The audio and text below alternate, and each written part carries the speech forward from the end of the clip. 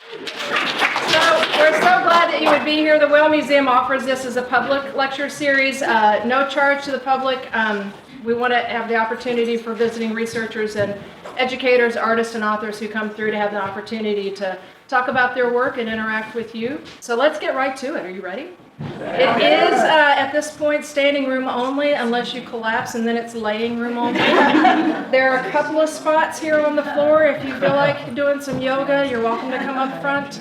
But we've run out of chairs, so thanks for that, Lori. But we're really excited to have Lori here. Some of you have probably been to the talks about the Whale Sanctuary Project. Lori Marino is the founder and president of the Whale Sanctuary Talk. But before that, she's a marine mammal neuroscientist, was with Emory University for over 20 years. So she studied the orca brain and intelligence a lot, and she offered that while she was here this week to do this talk, to have an opportunity to interact with you about orca intelligence.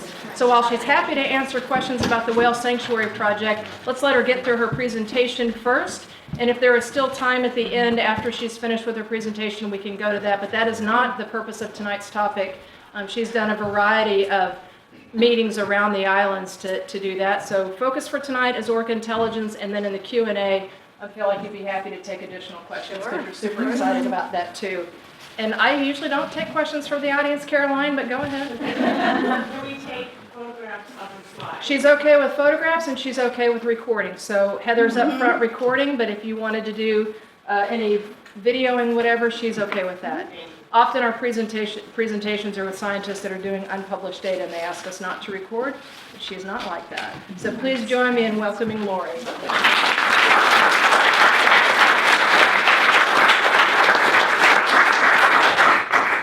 Well, thank you very much for this incredible reception.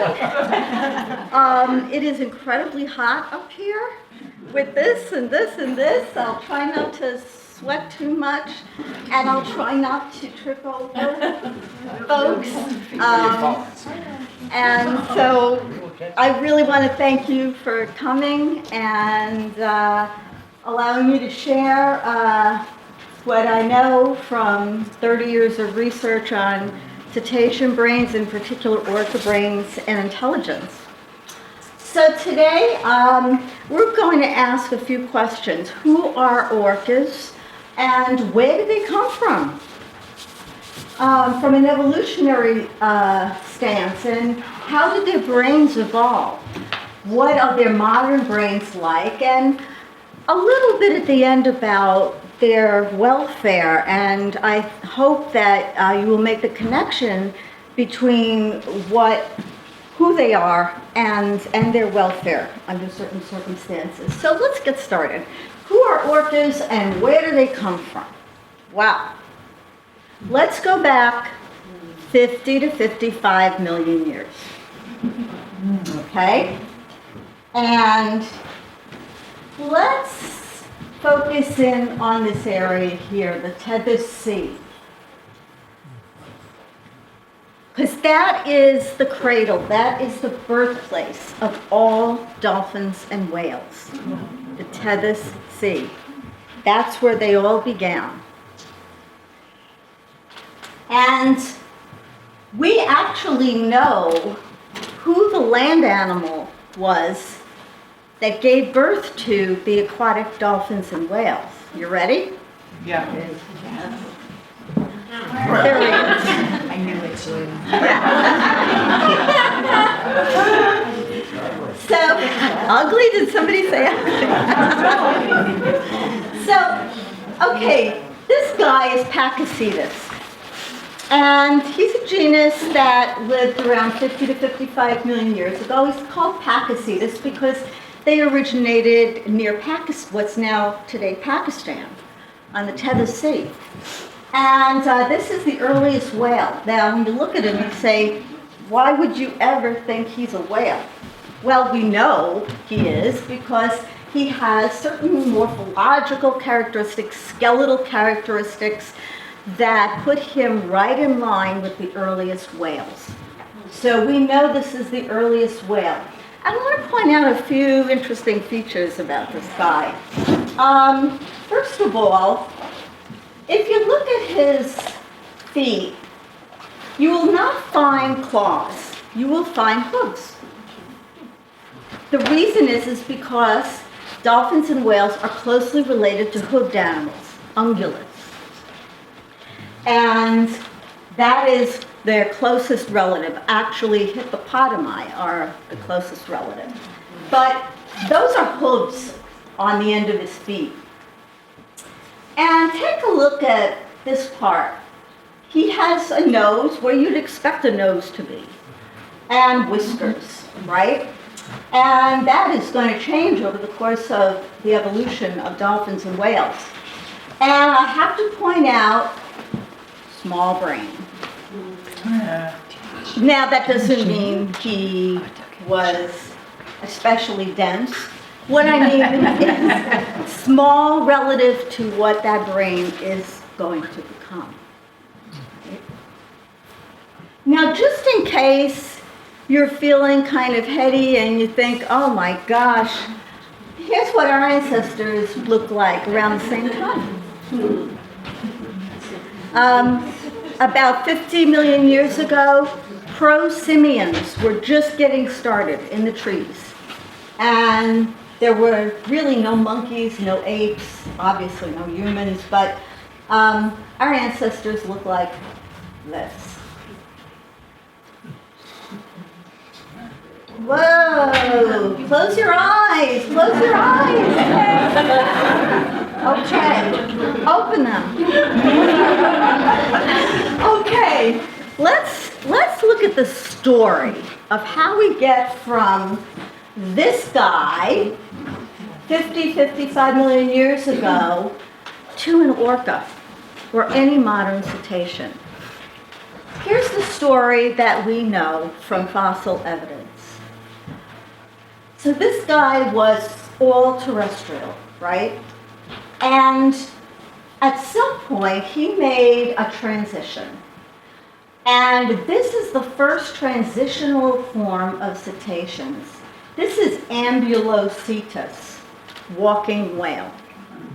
Because this guy lived both on land and in the water.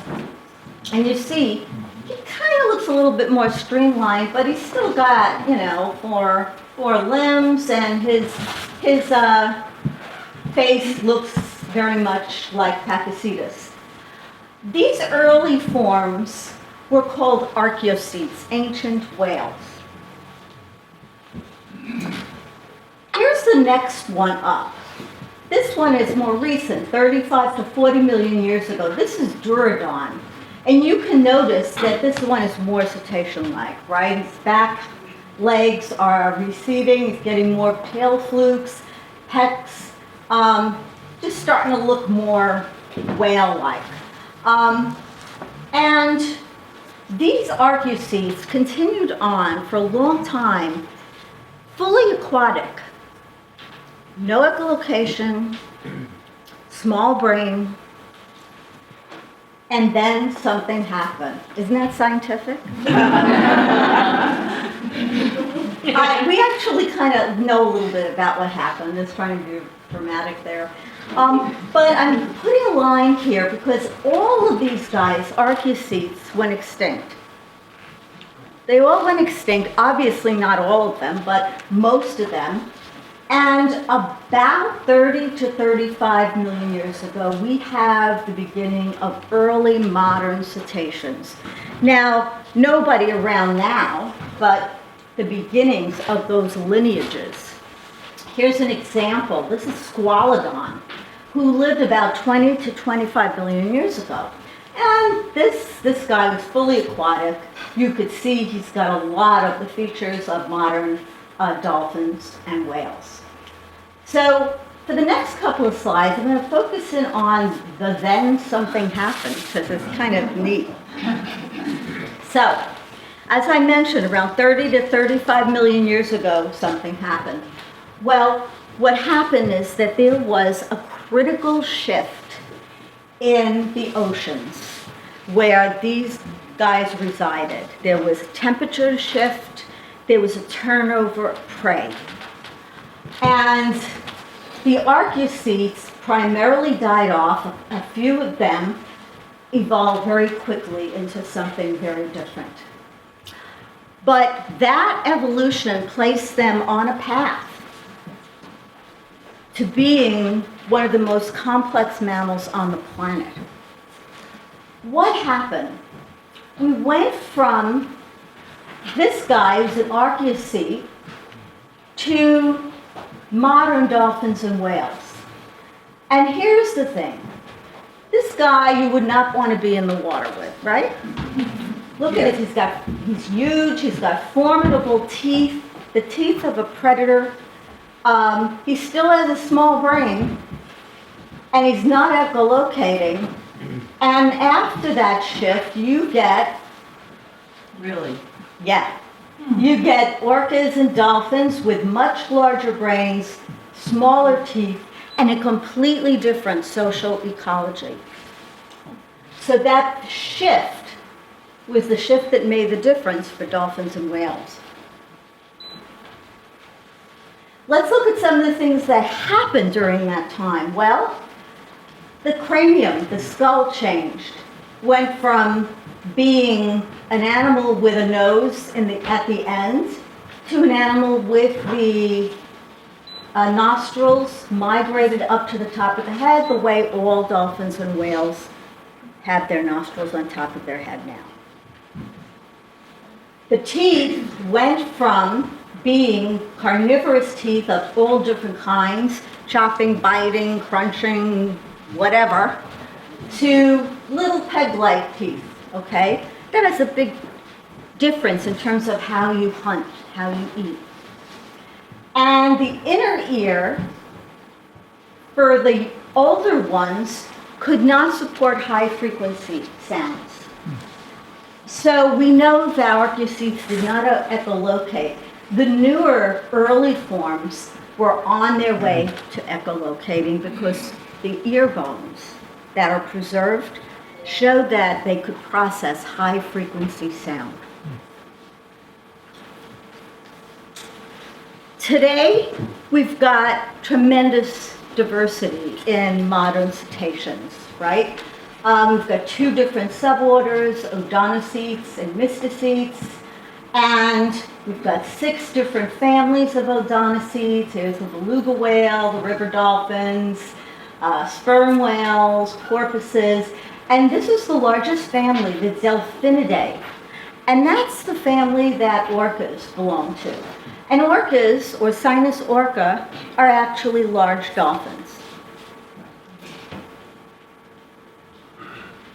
So let's take a look at what happened to their brains during that shift, because I have to say, the evolution of dolphins and whales is one of the most spectacular evolutionary stories, right? Not only did they change their way of life completely, their brains completely changed. Let's take a look. So let's go back to what we know, that the evolutionary transformation that we're talking about was from being a large, formidable predator with big teeth and a small brain and no echolocation to being smaller, to having smaller teeth, a big brain, and the beginnings of echolocation. So that shift changed their social ecology to one that started them on the road to being the complex social beings they are today. How do we know this? We know this because I spent a lot of time at the Smithsonian Museum. And what I was doing there with my colleagues is taking the skulls of fossilized dolphins and whales from as far back as, say, 45, 50 million years ago, getting them out of the drawers, putting them in a CT scanner. I'll explain that in a little while, and figuring out the shape and the size of the inside of their skull, which matches the shape and size of their brain. Of course, the brain is gone, but we can get a sense of the brain from the inside of the skull. What did we learn in this process? And then I'll explain how we did it. Well, if you just look at this, right? This is millions of years ago. So this is like 50 million years ago, all the way up to the present. And on this axis is something called EQ. Now, for our purposes, all you need to know is EQ is a measure of how big the brain is compared with the body. Okay? So it's a measure of how encephalized, how brainy, how much the brain has elaborated in that body. And as you go from left to right, you go from smaller to bigger. So let's take a look at what happened. Here are those archaeocetes with the big teeth and the small brain. They were all around until about 35 million years ago. Small brain, big body. Then here's that shift I was talking about. And after that point, all of the early forms that were to become our modern dolphins and whales had an especially large brain. This was a significant increase in braininess or encephalization that occurred, this jump from here to here. So brainiacs were replacing the archaeocetes. And you can see these are all fossil, extinct dolphins and whales. And you can see they're all veering towards the right, which means that they're all getting bigger and bigger brains. And these are all the modern forms. And you can see they're all sort of towards the right. Here's the delphinids, and the orcas are in here. So we know from the crania fossil that there was this shift from small brain to big brain. And the brains became not only larger, but they also became more complex. They changed in shape. So here's the brain of an archaeocete, just drawn from a fossil, 37 million years ago. What this is a reconstruction from a CT scan of a 27 million year old dolphin called Xenophorus. And this one is a more modern extinct dolphin from 14 million years ago. And this is the brain of a modern orca. So what do you notice? Well, you notice a lot of things, right? The lobes. So here's the cerebrum. And you can see how the cerebrum is just completely taking over the brain. They are literally becoming more cerebral. Some other stuff. You know what these are? These are olfactory bulbs. They end at the nose. The archaeocetes had them. These guys had them, but by around this time, no more. And that's why modern dolphins and whales can't smell. They don't have olfactory bulbs anymore. So we went from this to this in about 40, 50 million years. Now, let me tell you a little bit about how we did this technology-wise, because it's cool, right? So here is the skull of an archaeocete, an ancient whale, small-brained one, in a CT scanner at the Smithsonian Institution, right? When we put this guy through the scanner, what do you get? You get slices that look like this. Where's the brain? Well, no brain, but here's the cranial cavity, all filled in.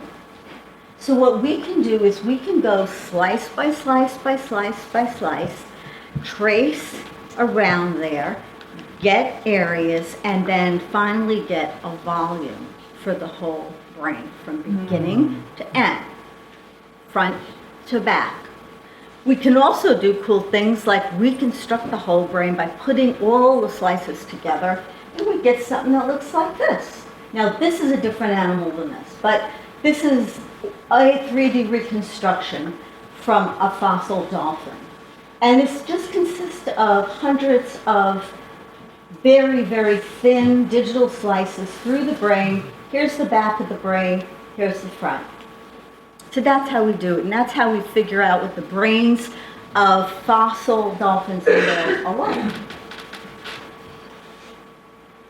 So, I told you a little bit about how we got to modern brains. Let me tell you now about what those modern brains are like, and we can talk a little bit about what those brains tell us about the psychology of dolphins and whales and orcas. So, what can we learn about orca psychology from their brain? Quite a bit, actually, quite a bit. So, let's go inside the orca brain. So, here it is. Okay? It's already impressive looking, right? And you're already thinking, you have an inferiority complex, right? You're thinking, oh my God, are we in for it? Well, kind of, yeah. Let me tell you a little bit about this brain, and then we're going to unpack each of these. First of all, this brain obviously is a very large brain, but it's a large animal. This brain, it weighs about 15 pounds, is the size of a very, very large basketball, compared to our brain, which is about 3 pounds. Now, I will tell you about how we know that this brain is oversized even for that large body. And that's very important for intelligence. We will also talk about the fact that this brain is more cerebral than the human brain, and I will explain what that means. I'm also going to talk about how this brain is fancier than our brain. And I'm going to talk about the parts of this brain that are really elaborated and areas that do some really interesting stuff. So, again, here's the orca brain. This is the front. This is the back. Here's a bottomless dolphin brain, front, back. Here's a human brain, front, back. Not to scale, but you can already see some differences between the two cetacean brains and the human brain. Just in terms of overall shape, the trajectory of that brain over evolutionary time. Also, you can see differences in the surface, right? You can see that this brain is a lot more convoluted than this brain. This one is too. That tells you something as well, and I'll talk about that. Here's the cerebellum. Ours is under here. But if you look at all these brains, you know that these are intelligent animals because their brain has elaborated so much from that small, low, sloping brain with small cerebra that we had in the back 50 million years ago. So how large are their brains compared with ours? We like to feel that, our brains are so large for a body, and that's why we're so smart. So let's take a look at this. This is work that I did many years ago, and what I wanted to know was, okay, compared with all the primates who we know are brainy, what about modern toothed whales, odontocetes? How brainy are they compared with the primates, right? So I measured a bunch of brains of hundreds of modern dolphins and whales, weighed them, weighed the bodies, or something that told me about body size, and again, got a measure called EQ. And all you have to know is that if you have an EQ of 1, you're average. In other words, you're an average mammal. Your brain's about as big as you'd expect for a mammal of your body size. That would be like a cat. As you go up, your brain gets bigger compared with your body size. So, for instance, an EQ of 5 means your brain is 5 times bigger than you'd expect for your body size. So, what you're looking at here are different dolphin species and great ape species. White-sided dolphin, orangutan, modern human, gorilla, common dolphin, chimpanzee, rough-toothed dolphin, orca. Just some measures. And what you see is, yeah, okay, we have a brain 7 times the size you'd expect. Yeah, we're brainy. And take a look at our closest relatives here. I mean, they have EQs in the 2.5, 2.7 range. They're brainy too. But take a look at some of these dolphin species. Whoa! They far exceed great apes, much closer to humans, and some of them have brains 3, 4, 5 times the size you would expect even for a large animal. The white-sided dolphin, for instance, the rough-toothed dolphin, 5. And here are the orcas at close to 3, about 2.75. So they're right in there. And so the take-home message for this is that primates are not the only brainy guys on the block. There are a lot of dolphins out there swimming around with giant brains. Bigger than chimpanzees and orangutans and gorillas. Okay. Let's take a look at something that I mentioned before called how cerebral the brain is. Remember, I mentioned that the brain of dolphins and whales is pretty cerebral.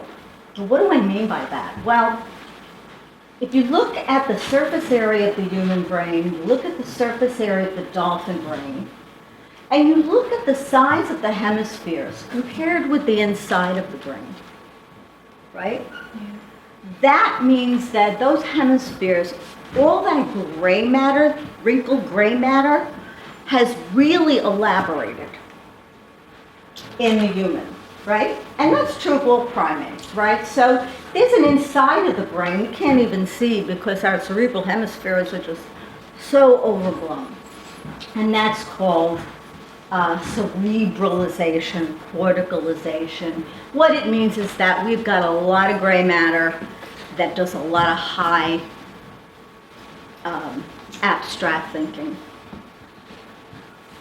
We'll take a look at the dolphin brain here, which, just like the orca brain, it turns out that if you measure this part of the brain, the cerebrum, the gray matter, the really brainy part, compared with the rest of the brain that does more like bodily functions, that this cerebrum accounts for a higher percentage of the total brain volume in orcas than in humans, right? So think about that. So we've got a whole brain volume, right? And that brain does a lot of things. It does everything from regulate breathing, which is not the most cerebral thing in the world, to appetite, to temperature. And then it also does things like calculus, philosophy, art, and sends people to the moon.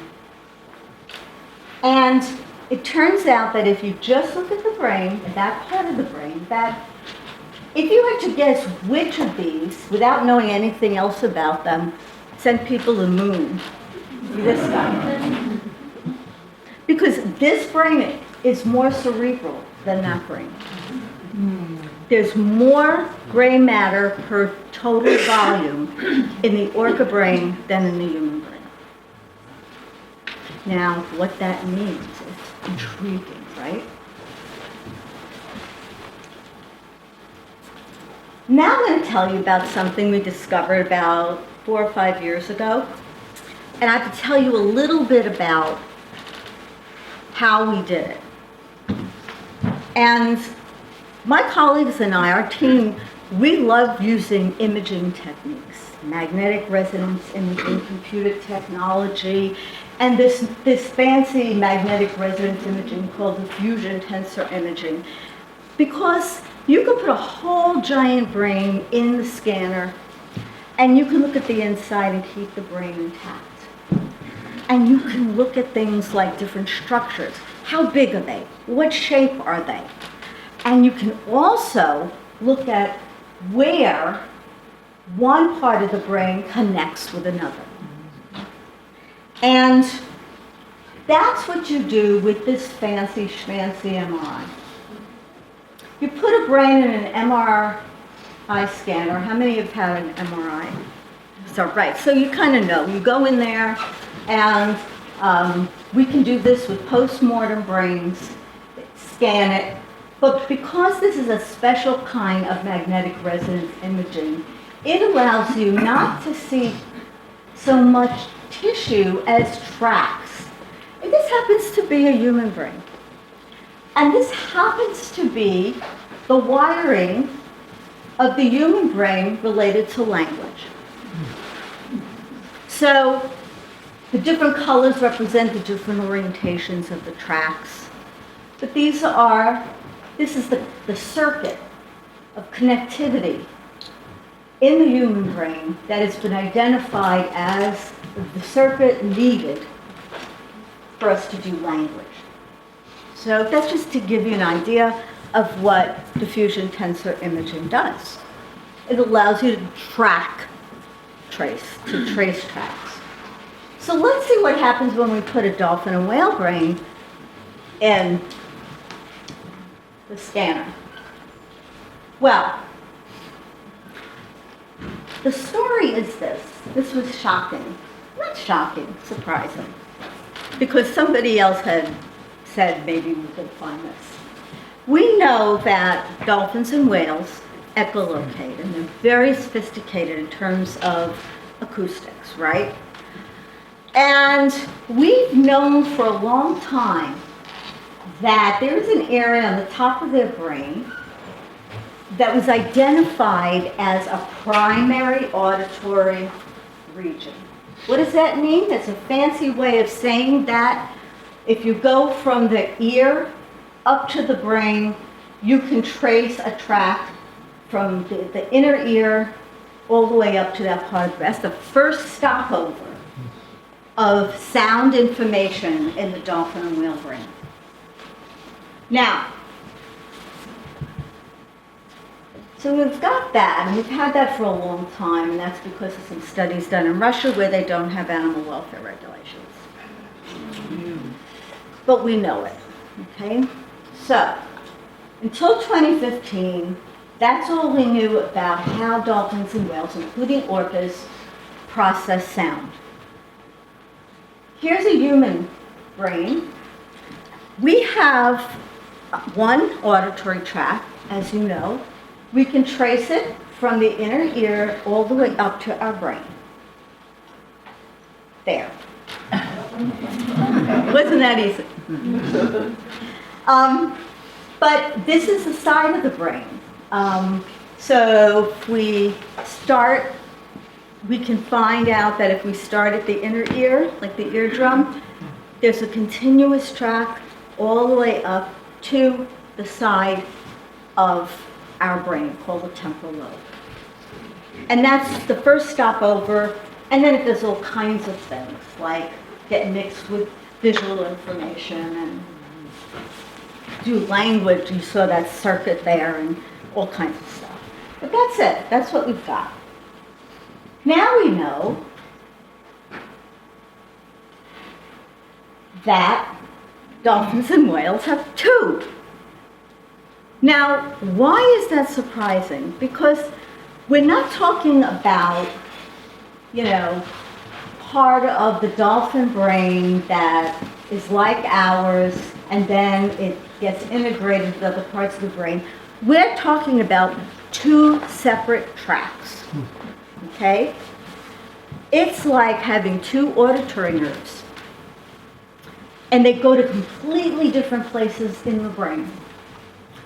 This one is the one we discovered. And it goes to the temporal lobe, just like our auditory tract.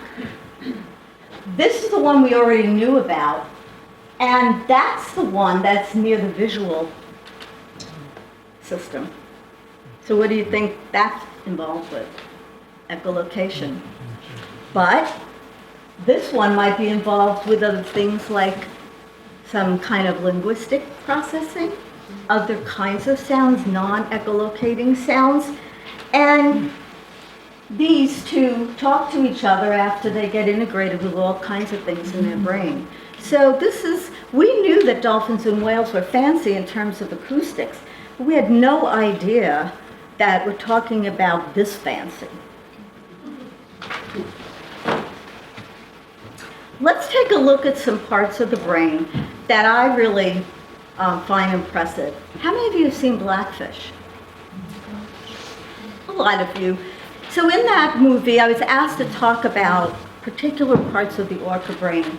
And so this is my favorite parts of the orca brain, and I'll explain why. So, this is a human brain. It's a cross-section, top, bottom. It is an MRI scan. Take a look at this little crease here. This little crease is called the cingulate sulcus. And whenever there's a crease in the brain, you know that it's doing something important because it increases the surface area of the brain. It's the brain's way of packing a lot of tissue into the cranium. I mean, if we took our brain and all the gray matter that you see there, and it's a sheet, and it's folded, if we were to expand it out, it'd go from wall to wall. But obviously, we don't have heads that big. So evolution has figured out that the way to do that is to go crunch it all. And that's why we have such wrinkled brains. And that's why dolphins and whales and monkeys and other animals have wrinkled brains.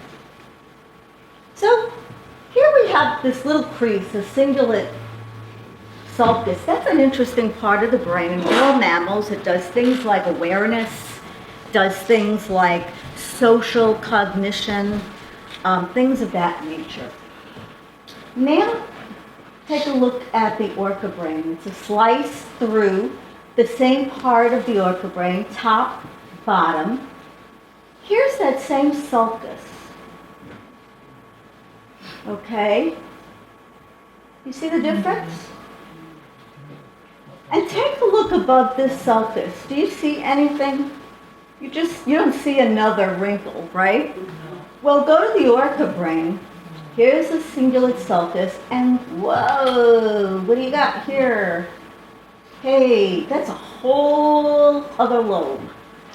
It's called the paralimbic lobe, meaning the lobe that connects the emotional systems to the abstract thinking. And it is unique to cetaceans. We don't have it. So what does the paralimbic lobe do? Again, it links emotion, it links memory, and it links learning. And we know this because all mammals have the same brain functions in the same place. We're making an assumption, maybe this is doing something like breathing, but I really doubt it. Okay? If this brain is a mammal brain, and it is, then this part of the brain is extraordinarily highly elaborated. And what this part of the brain does is connect the limbic system, the emotions, with the problem-solving abstract part of the brain. That tells you something about the orca brain and how they think.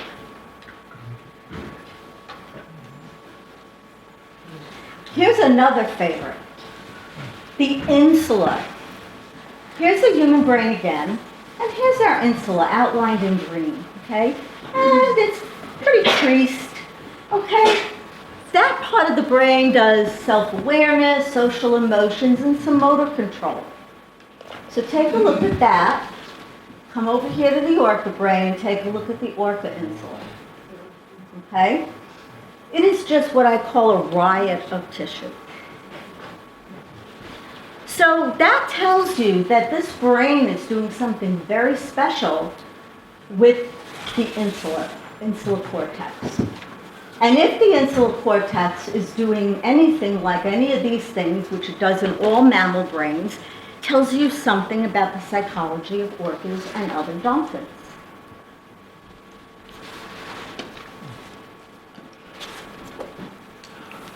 So, putting this all together, we all know about the southern residents, we all know about the dolphins and whales who live in the oceans, and we observe them.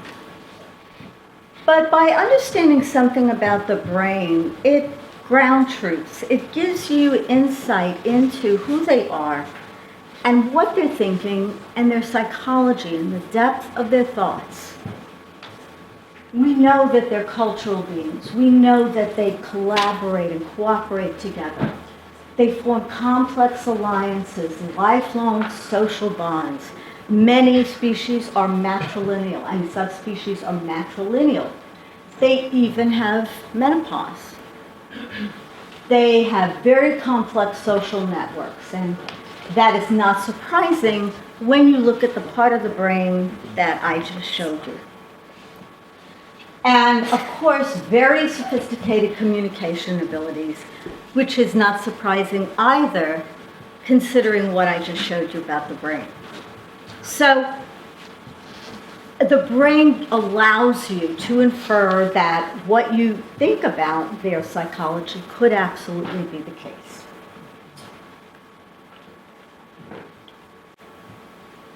I just want to end with some implications for orca welfare, because I do a lot of work on the well-being of orcas and other beings in concrete tanks and performance parks. Now you know something about how dolphin and whale brains began from humble beginnings, elaborated, completely changed about 30 to 35 million years ago, became really brainy, and in fact, in ways that even exceed the human brain. Take that brain and put that brain here.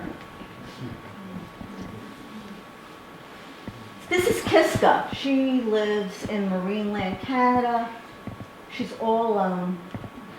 She's seen 5 of her children die in the tanks. She has nothing in her brain, in her tank, not even a hoop or a ball. So think about that brain right here.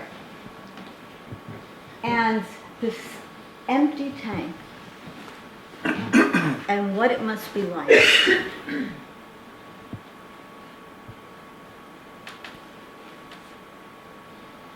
We know now, that that brain experiences tremendous stress in the concrete tanks. We know that they are mentally disturbed. We know that they show all kinds of mental disturbances. Things like stereotypies, repetitive self-harm. Here's just an example. Here is Kiska again. These are her teeth, or what's left of them. Okay? She's ground them down over the course of the years on hard parts of the concrete tank so that they're nubs. And they have to be drilled out. You can see the holes in them, and flushed out every single day. So that's what most orcas do in concrete tanks. And that is because of having a brain that I just showed you. These repetitive abnormal behaviors called stereotypies lead to systemic illness, pneumonia, encephalitis, gastric ulcers. They're all medicated on anti-anxiety medications, causes ulcers. And their life in the tanks is pretty short. Their lifespan in concrete tanks is about less than half of what you see in the wild in a healthy population. How many of you remember Granny? She was close to 100, if not 100 or a little over, right? Now, she was pretty exceptional, but in the wild, the southern residents and northern residents and so forth, they live 50, 60, 70, 80, 90 years. In the tanks, their life expectancy does not exceed 15 to 20 years. And these are the ones born in the tanks, right? And what that tells you is that that brain is a wild brain, it's a complex brain, a brain adapted to living in the ocean, challenged by ocean free-ranging life, and doesn't belong in an entertainment park. So I want to thank you for listening to me, thank the Whale Museum for inviting me. You can email me there or check out some of the stuff we're doing, and I'd just like to turn it over to questions now.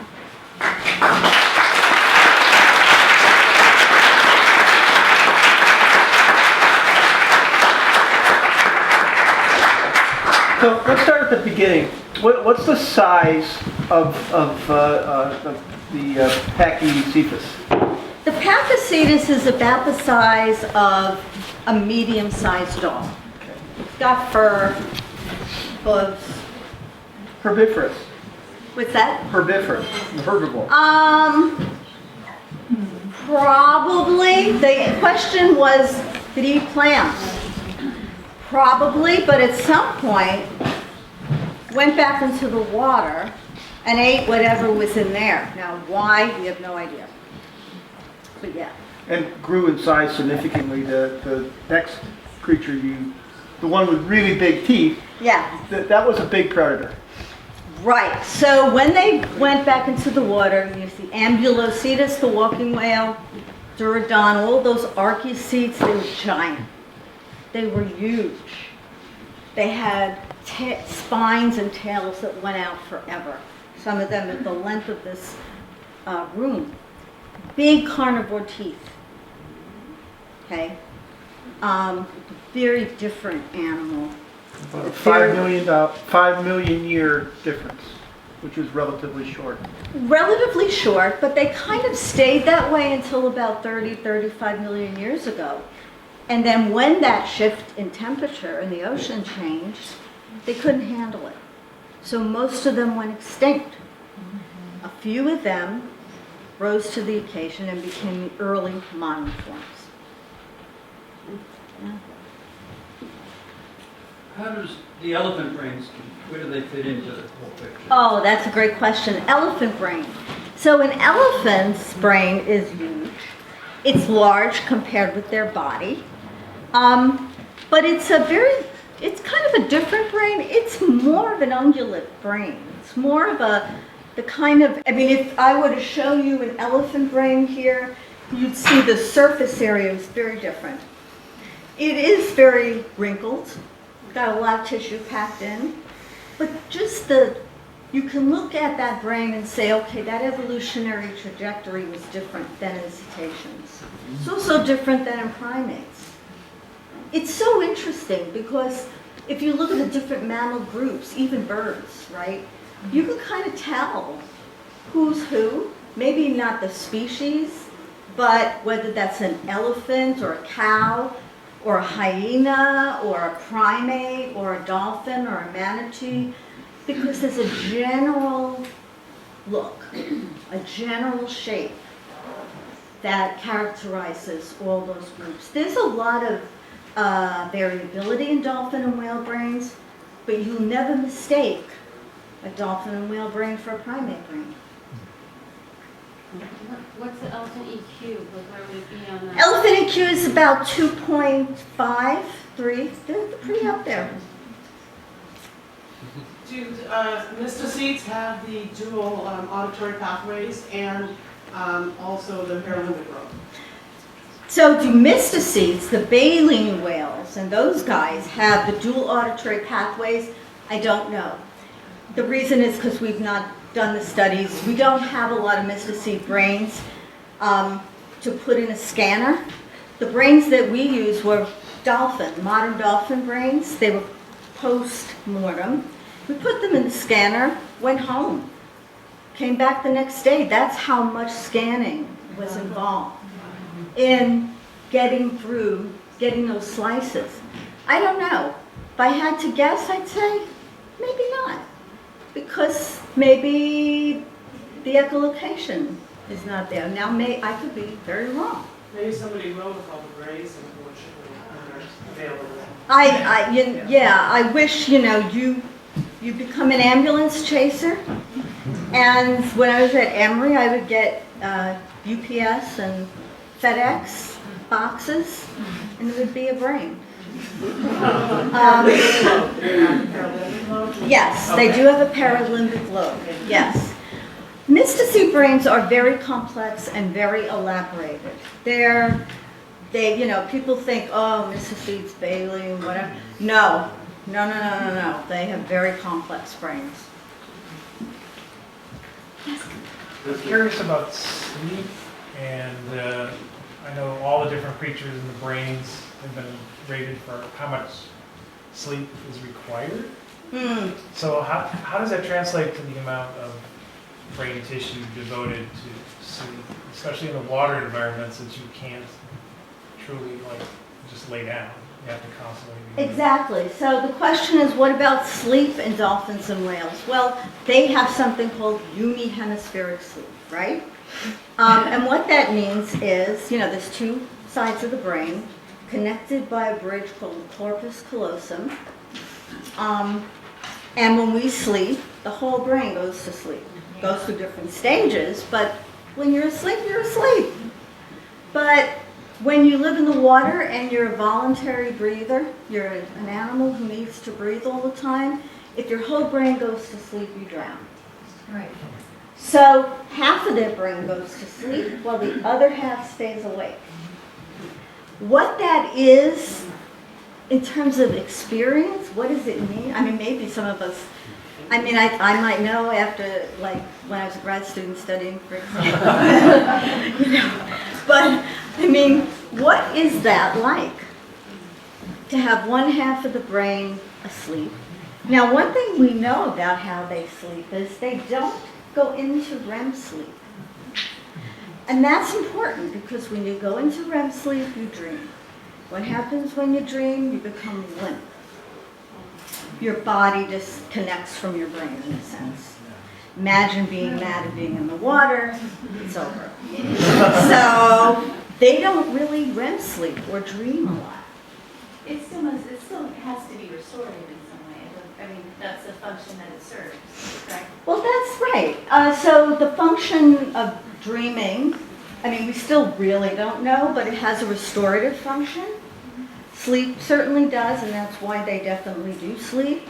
How they get along without dreaming, whether it is somehow accomplished in some other way we don't really understand, we don't know. That's a mystery. Does the EQ take into account only volume, or does it have a measure of the convolution or a measure of the surface area of the brain? So does EQ measure just size or volume or mass, or does it take other features into account? The answer is that it is strictly a measure of the mass of the brain relative to the mass of the body. Okay, so with using the CT scan on fossils, can you make a determination of the convolution, the state of convolution of the particular brain? Very good question. Can you tell what the surface of the brain is like from a CT scan of the inside of the cranium? To some extent, and the reason is because the cranium grows tightly around the surface of the skull and has little indentations in it that are like an imprint of the surface. So we can get a sense. We also know that throughout the animal kingdom, the bigger brains are the more convoluted ones.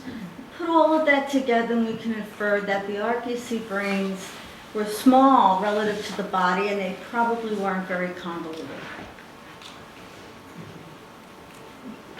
Yeah.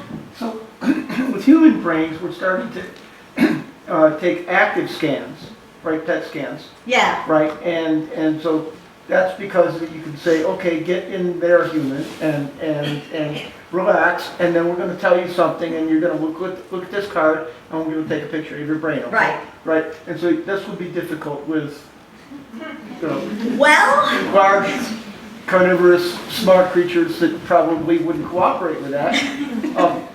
yeah. But is there a way to do it without it being a form of torture for whales? Okay, well, let's turn to the Navy.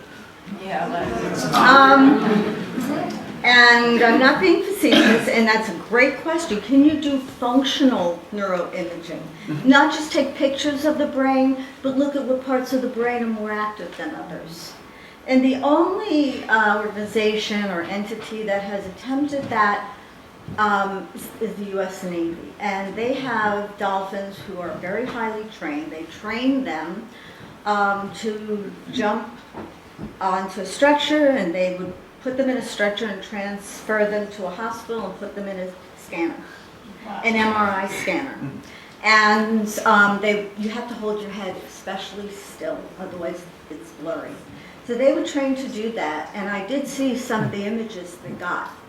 And some of the images they got were interesting. I mean, they had the dolphins listening to whistles, and the auditory region lit up, if you will.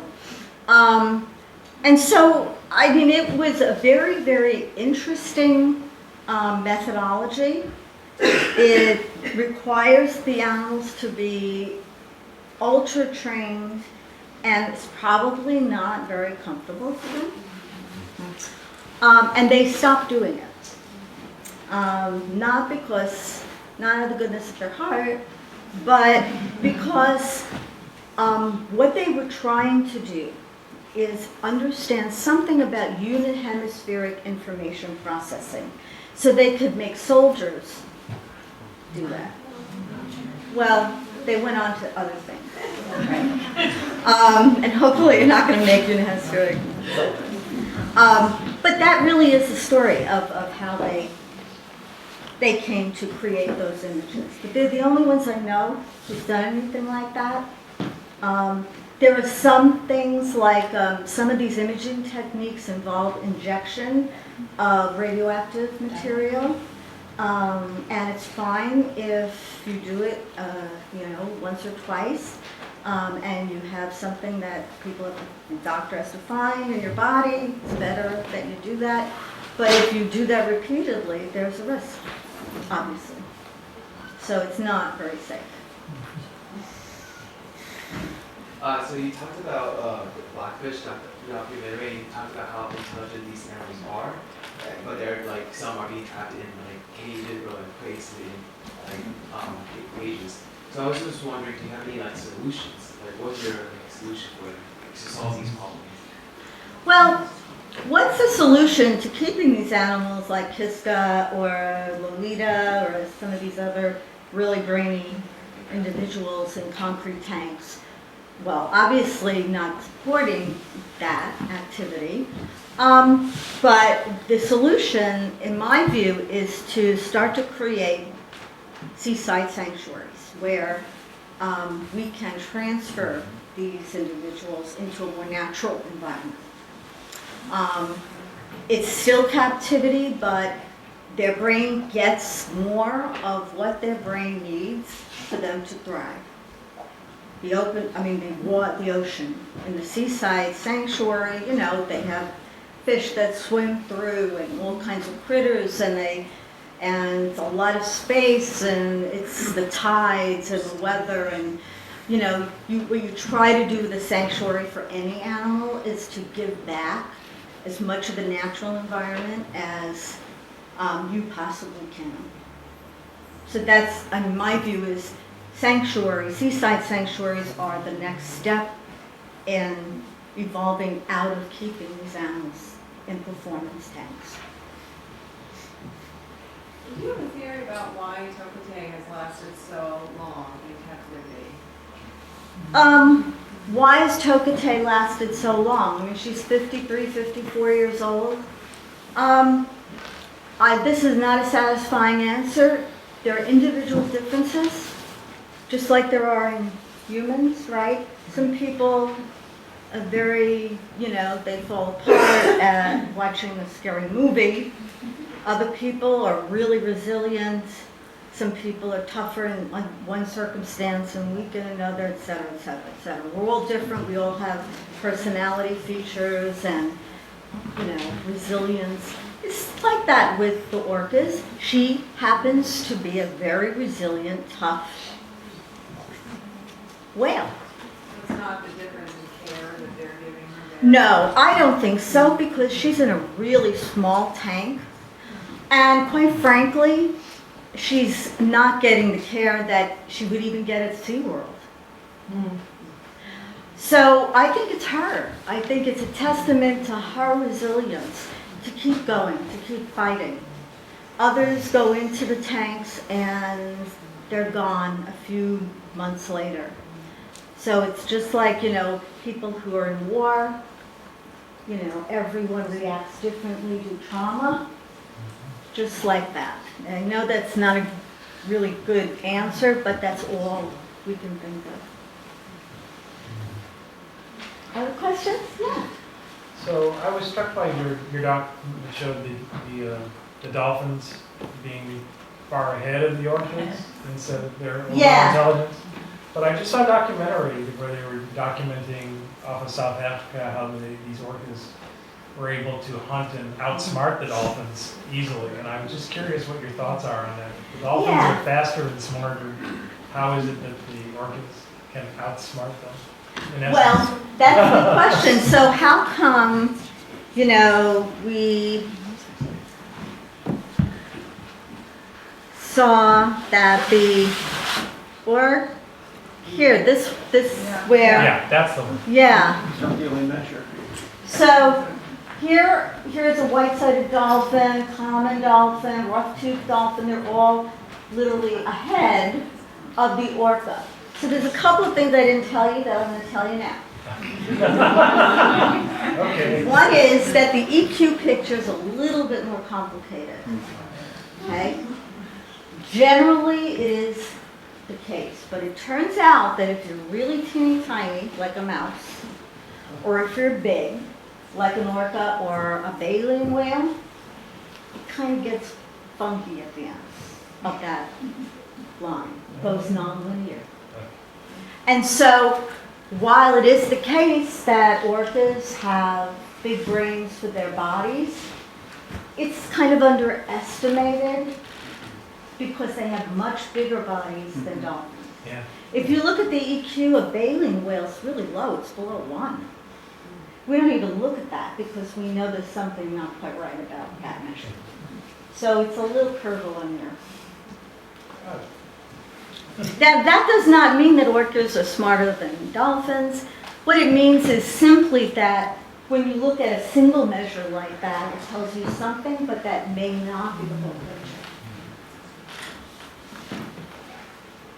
Other questions? Yeah. You mentioned releasing captive whales into sanctuaries along the shore. Do you think captive whales would be able to be reintegrated into the wild with a pod, or would they have suffered psychological damage? I don't know if captive whales could be reintegrated. First, you'd have to find the pod. Yeah. Most of them were born in the tanks, so there's no pod to find. They lack survival skills. They lack a social group. It would be very, very difficult, if not impossible.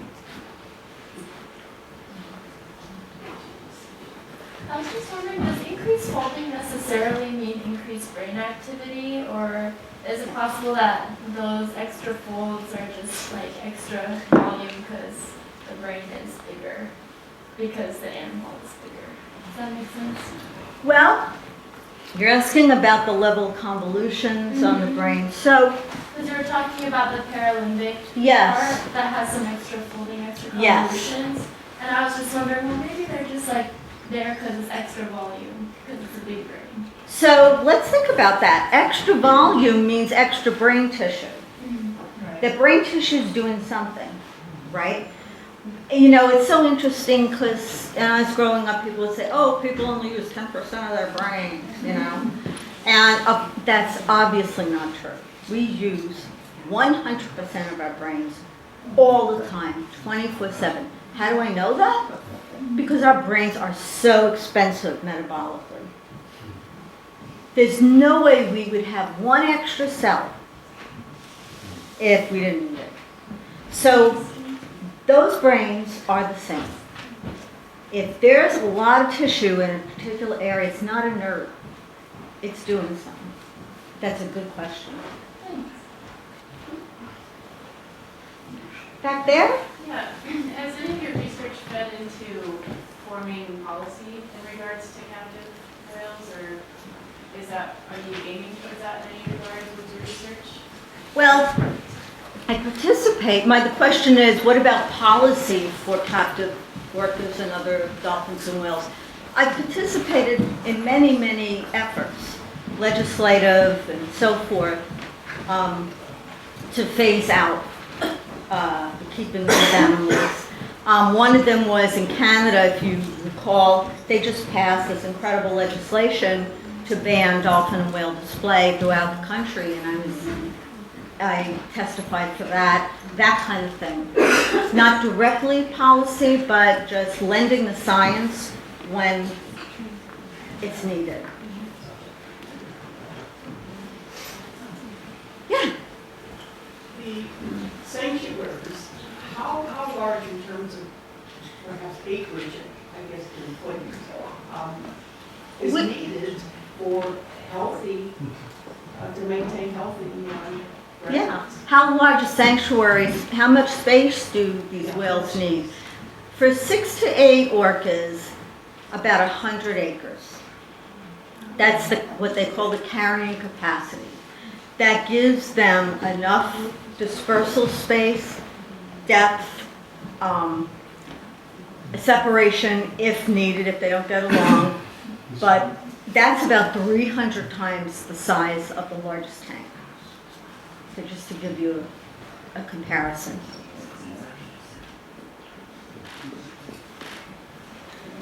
What? So would you say then, like say you said 6 to 8 whales for 100 acres, so then is it unfeasible to free all of them, if that's possible, to free all of the orcas in captivity? Is it unfeasible to have a sanctuary for all of them? Well, if we had a big enough sanctuary, the idea is you create one, and then others create more, until we have them all in seaside sanctuaries instead of tanks. So this is something that a lot of people are doing around the world. And these are not small projects, as you can imagine. But, you know, no one team can do all of them. There are about 22 orcas in North America alone in concrete tanks around the world. They're between Russia and China and South America and a few other places. You know, I have no idea because they just keep grabbing them from the ocean. But the thing you need to do is stop them from breeding and then move them into a better environment to kind of phase out that kind of living for them. Well, I'm available to talk with anyone who wants to.